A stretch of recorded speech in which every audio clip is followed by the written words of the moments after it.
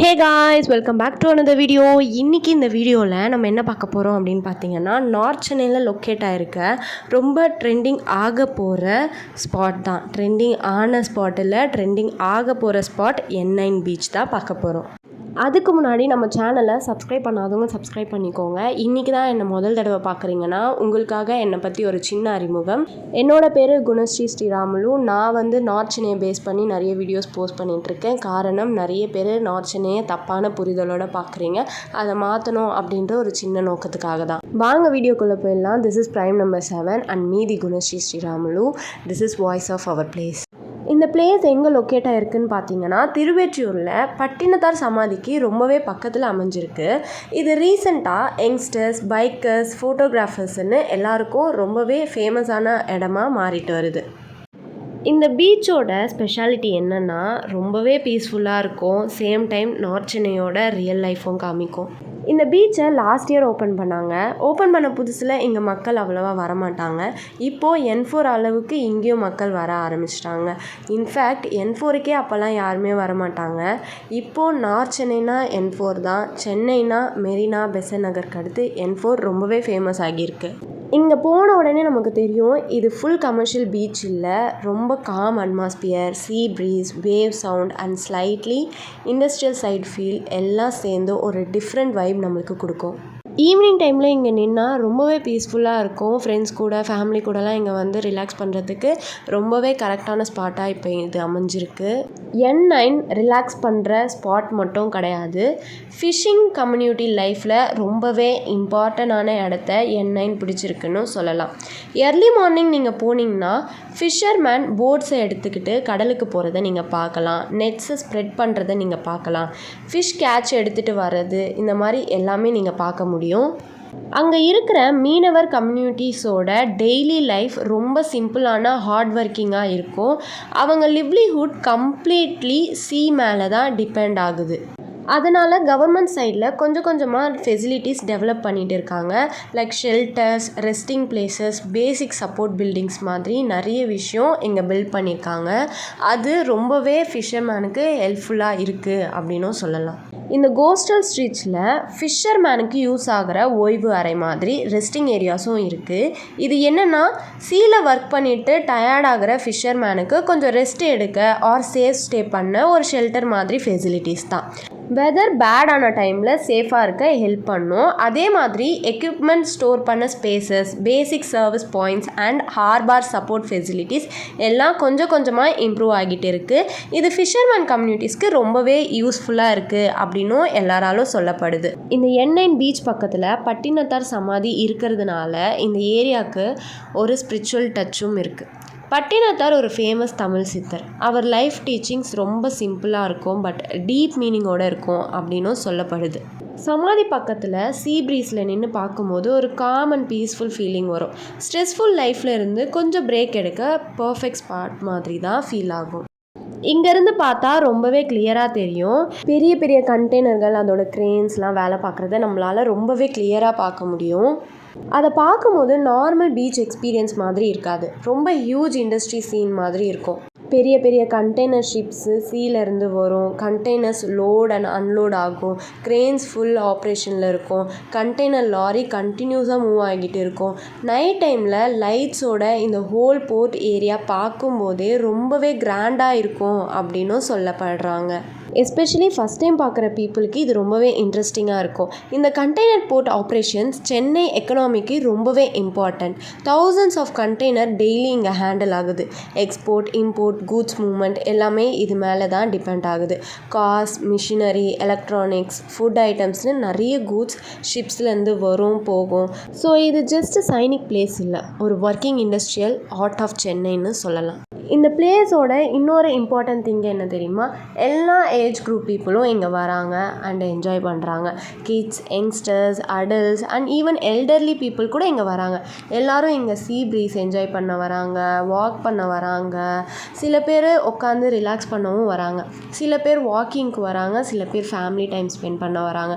சில பேர் ஜஸ்ட்டு சீயை மட்டும் பார்த்துட்டு பீஸ்ஃபுல்லாக இருக்க வராங்க. இந்த மிக்ஸ்டு க்ரௌடட் தான் N9 பீச்சுக்கு ஒரு லைவ்லி ஃபீல் கொடுக்குது. N9 ஒரு பீச்சாக மட்டும் இல்லாமல் ரிலாக்ஸ் பண்ணக்கூடிய ஒரு ஸ்பாட்டாக மட்டும் இல்லாமல் இது ஒரு கிரவுண்டாகவும் இருக்குது. பிகாஸ் இங்கே நிறைய பேர் கிரிக்கெட், ஃபுட்பால் மாதிரியான விளையாட்டுகளை விளையாடவும் வராங்க. இங்கே ஓப்பன் ஸ்பேஸ் இருக்கிறதுனால இங்கே youngsters, kids and even adults கூட ஃபுட்பால், கிரிக்கெட் மாதிரியான விளையாட்டுகளை விளையாடிட்டுருப்பாங்க. அந்த கடல் மண்ணில் ஓடிட்டு கடல் காற்றுல விளையாடிக்கிட்டு இருக்கும்போது ஒரு டிஃப்ரெண்ட் எனர்ஜி இருக்கும். இது ஒரு சிம்பிள் ஆக்டிவிட்டி தான், ஆனால் இந்த பிளேஸுக்கு இதுதான் லைஃப் கொடுக்குது.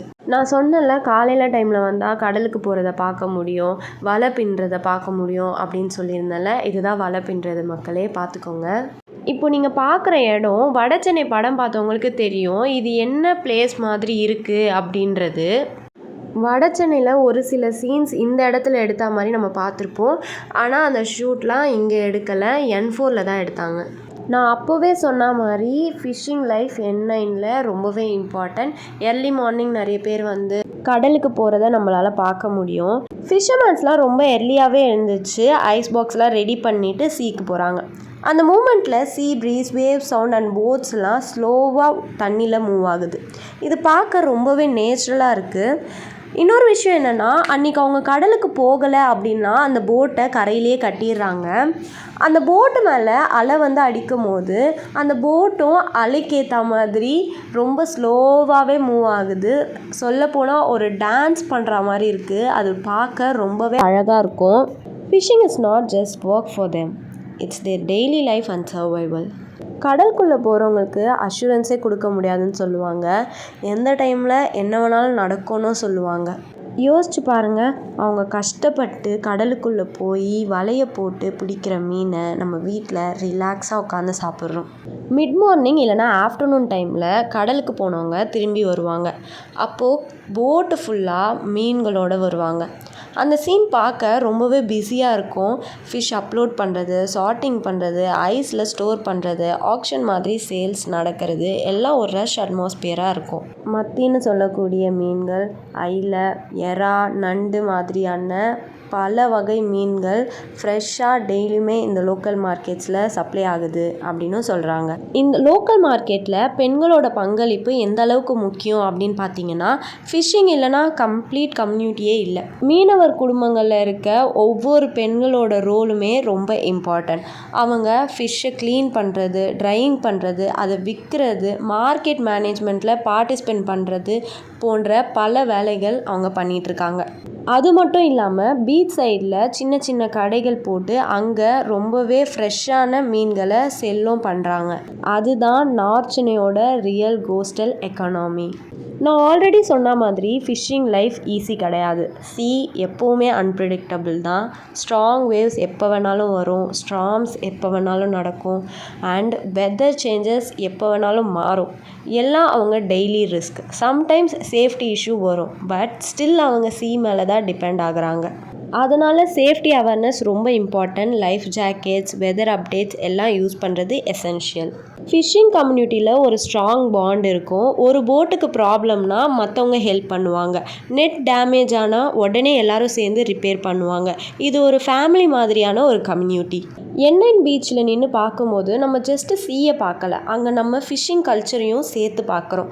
போட்ஸ் மூமெண்ட்ஸை பார்க்குறோம், ஃபிஷர்மேன் ஹார்ட் ஒர்க்கை பார்க்குறோம். சீ ஆப்ரேஷன்ஸ் எல்லாம் சேர்ந்து இந்த பிளேஸுக்கு ஒரு ரியல் ஐடென்டிட்டி கொடுக்குது. ஃபிஷ்ஷிங் இண்டஸ்ட்ரி சென்னைக்கு ரொம்பவே இம்பார்ட்டன்ட். டெய்லி ஃப்ரெஷ்ஷான seafood local markets, hotels and ஹோம்ஸுக்கு சப்ளை ஆகுது. So N9 beach just sightseeing place மட்டும் கிடையாது, அது ஒரு ஒர்க்கிங் கோஸ்டல் எக்கனாமி ஹப். ஆனால் சேஃப்டி ரொம்பவே இங்கே இம்பார்ட்டன்ட். இது ஸ்விம்மிங் பீச் இல்லை, சீ கரண்ட் ஸ்ட்ராங்காக இருக்கும். ஸோ கேர்ஃபுல்லாக இருக்கணும். க்ளீன் லைனஸும் இங்கே ரொம்பவே இம்பார்ட்டன்ட். இது ஆக்சுவலாக சொல்லப்போனால் அது நம்மளோட ரெஸ்பான்சிபிலிட்டிஸ். பிளாஸ்டிக் வேஸ்ட் போடாமல் பீச்சை மெயின்டைன் பண்ணுறது ரொம்பவே இம்பார்ட்டன்ட். சென்னையோட ஹார்ட்டாக நார்த் சென்னை இருக்கலாம். நார்த் சென்னையோட ஹார்ட்டாக N4, N9, N8 போன்ற பீச்களும் இருக்கலாம். ஆனால் இந்த மாதிரி பீச்சுகளுக்கு ஹார்ட்டாக எது இருக்குது தெரியுமா? ஃபிஷர்மேனும் அண்ட் தேர் ஃபிஷ்ஷிங் லைஃப்பும் தான். Peaceful sea, hard working fishermen, early morning boats, fresh catch and community life எல்லாம் சேர்ந்து இந்த பிளேஸுக்கு ஒரு ரியல் ஐடென்டிட்டி கொடுக்குது. சான்ஸ் கிடச்சா இங்கே போய் அவங்க லைஃப்பை பார்த்து அந்த பிளேஸையும் அங்கே இருக்க ரியல் கோஸ்டல் எக்ஸ்பீரியன்ஸை ஃபீல் பண்ணுங்கள். இதோட நான் இந்த வீடியோ முடிச்சுக்கிறேன். அடுத்து என்ன வீடியோ போடணுன்னு கமெண்ட் செக்ஷனில் சொல்லுங்கள். நிறைய எஃபோர்ட் போடுறேன். லைக் பண்ணிங்கன்னா ரொம்பவே மோட்டிவேஷ்னலாக இருக்கும். இந்த வீடியோவை நிறைய பேருக்கு ஷேர் பண்ணுங்கள். பேசப்படாத நார்த் சென்னையோட இன்னொரு முகத்தை எல்லாருமே தெரிஞ்சுக்கிட்டோம். பாய் பாய்.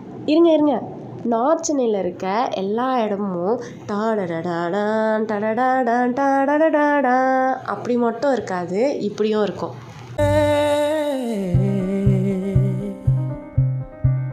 Hey, hey, hey.